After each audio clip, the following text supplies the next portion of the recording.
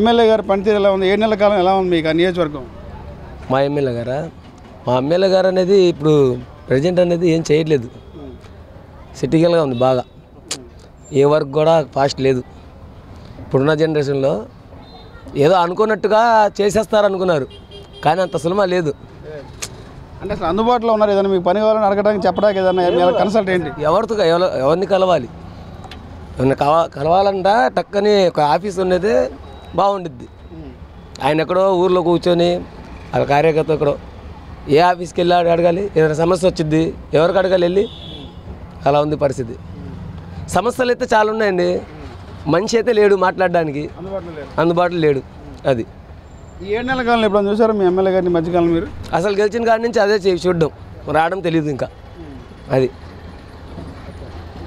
రావడం తెలియదు. ఇంకా ఎలా ఉంది? గతానికి ఇప్పుడు కానీ మార్పు వచ్చిందా? కూటమి ప్రభుత్వం వచ్చిన తర్వాత కొన్ని మార్పులు వస్తాయి అన్నారు. సూపర్ 6 పథకాలు ఇస్తామన్నారు. ఏ పథకాలు వాళ్ళు బొందా, ఏ పథకాలు లేవు. ఆ పథకాలే బాగుండేది. ఆటో వాడికి అన్నారు, ఇది అన్నారు, అమ్మవాడు అన్నాడు, ఏదేదో అన్నారు. ఏ పథకాలు లేవు. మోసపోయారు జనాలు, అంతే. మోసపోయి ఓట్లేసారు. అది ఓట్లేసారని కాదు, జనాల్లో కాదు, అది పైనుంచి స్కామ్ జరిగింది కాబట్టి గెలిచారు వాళ్ళు. లేకపోతే 21 సీట్లు రావడం ఏంటి? వాళ్ళందరూ అసలు ఎవరు ఓడిపోకుండా అందరు గెలవడం ఏంటిది? ఇది ఈసీఎం మాఫియా. అది మొత్తం ఈసీఎం మాఫియా. జగను చెప్పిన ఈవీఎం మాఫియా.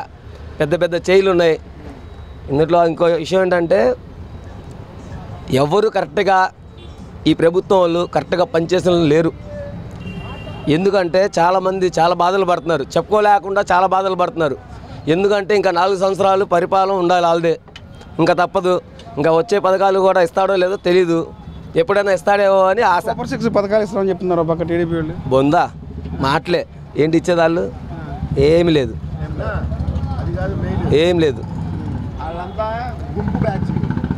ఎప్పుడు పులి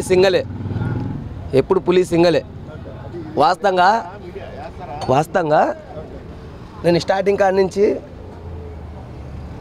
టీడీపీ మనిషే, మామూలుగా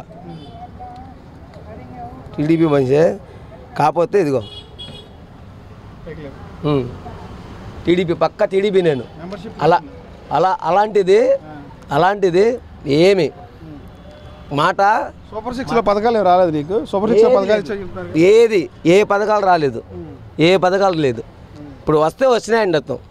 ఇప్పుడు జగన్ ఉన్నాడు, మాట ఇచ్చాడు, మాట ప్రకారంగా చేశారా లేదా? ఇన్ని కేసులు చూసాము. అసలు ఇన్ని కేసులా?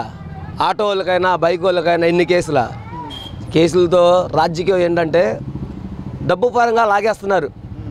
ఇప్పుడు ఏదైనా అధికారంలో పవన్ కళ్యాణ్ తన మంచి చేస్తే ఆయన కోప్పడతాడు, ఈయన మంచి చేస్తాడేమో, మరి రేపు రోజు ఈయన నుంచొని ఈయన ఎప్పుడు సీఎం అయిపోతాడని ఆయనకి భయం.